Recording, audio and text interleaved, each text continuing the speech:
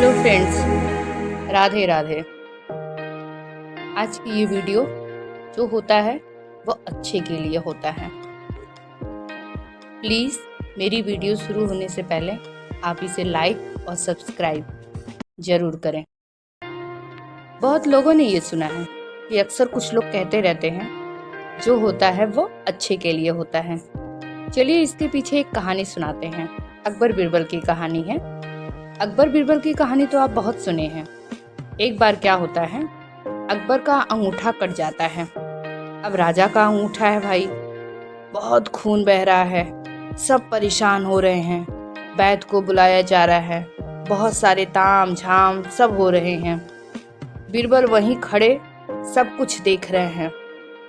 कुछ देर बाद उन्होंने बोला, जो होता है वो अच्छे के लिए होता है। राजा ने कहा, क्या बोला? जो मुझे चोट लगी वो सही लगी?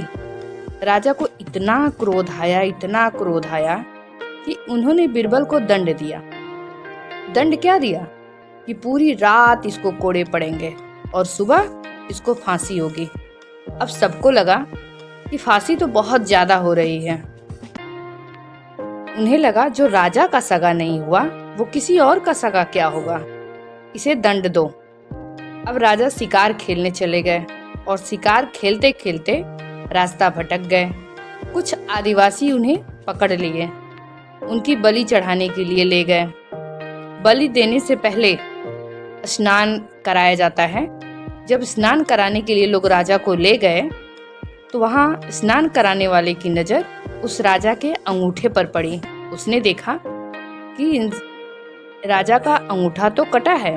उसने कहा, अरे ये तो अशुद्ध है, इसकी तो बलि नहीं चढ़ा सकते, छोड़ दो उसको। राजा को याद आता है कि बिरबल ने जो कहा था जो होता है वो अच्छे के लिए होता है। अब राजा को लगा मैंने तो उसे सजा दे दी है और जब तक मैं पहुंचूंगा तब तक तो सुबह हो जाएगी। राजा ने घोड़ा को तेज दौड़ाया और जैसे ही पहुंचे तो देखा उन्होंने कि बिरबल के गले में फंदा डाला ही जा रहा था। तभी राजा ने बिरबल के पैर पकड़ लिए और माफी मांगने लगे और बिरबल से बोले कि मैं शिकार खेलने गया और खेलते खेलते रास्ता भटक गया। कुछ आदिवासी मुझे पकड़ लिए और मेरी बलि चढ़ाने ले गए।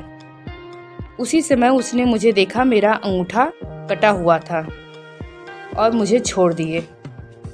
मुझे माफ कर दो। बिरबल ने कहा, महाराज कोई बात नहीं, जो होता है वो अच्छे के लिए होता है। राजा बोले, अब ये पागल हो गया, पूरी रात इसे कोड़े पड़े और अभी भी कह रहा है जो होता है वो अच्छे के लिए होता है। बिरबल ने कहा, महाराज आपने दंड नहीं दिया होता तो आज मैं आपके साथ गया होता, वहां आपको छोड़ के मेरी बलि चढ़ा देते। भले ही पूरी रात कोड़े पड़े पर जिंदा तो हूँ। वहां जिंदा रहने की तो कोई उम्मीद ही नहीं बचती।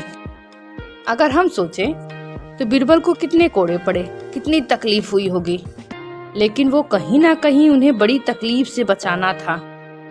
तो उसी तरह हमारी जिंदगी में भी जब तकलीफें आती हैं तो समझ लेना वो परीक्षा ले रहा है। वो देख रहा है कितनी सहन शक्ति है इसमें और कितना भरोसा करता है मुझ पर। अधिकतर व्यक्ति तकलीफ के समय ही भगवान का साथ छोड़ते हैं। आप तकलीफ कैसे नापते हैं, सुख में या दुख में? सुख में तो पूरी दुनिया खड़ी रहती है, अपने भी खड़े रहते हैं, पर अपने तो वो हैं जो दुख में आपके साथ खड़े हों। आपके दिन अच्छे चल रहे हैं और आप भगवान को मना रहे हैं तो कौन सी बड़ी बात है? अरे आपके दिन अच्छे हैं, आप भगवान को मना रहे हैं। जब आपके दिन बुरे चल रहे हों और आप फिर भी कहें मुझे तो उस पर भरोसा है, जो कर रहा है सोच समझ कर रहा है, इसको भक्ति कहते हैं। इसलिए अपना विश्वास भगवान पर से हिलने मत दीजिए। सच्चे भक्त वही होते हैं जो हर अवस्था में जागते सोते काम करते भगवान को याद करते रहते हैं। जैसे मीराबाई को ले लीजिए, बालाजी महाराज को ले लीजिए। चलिए आपको बालाजी का एक प्रसंग सुनाती हूँ। जब अयोध्या से सब वापस लौट रहे थे तो सबको कुछ न कुछ भेंट दी जा रही थी। तब सीता माता ने हनुमान जी से कहा कि एक माला आप भी लें। हनुमान जी ने उस माले का क्या किया, एक एक मोती को देख रहे थे और तोड़ के फेंकते जा रहे हैं। सीता माता देख रही हैं। उन्होंने पूछ ही लिया, क्या हुआ, क्यों तोड़ा, कुछ और चाहिए था तो बोल दिए होते। बहुत कीमती माला थी, मैंने मन से दिया था तुमको बालाजी। फिर बालाजी कहते हैं, कीमती तो है पर मुझे नहीं पता, लेकिन मेरे लिए कीमती तो वही है जिसमें राम जी हों, इसमें तो कहीं नहीं दिख रहे हैं मुझे।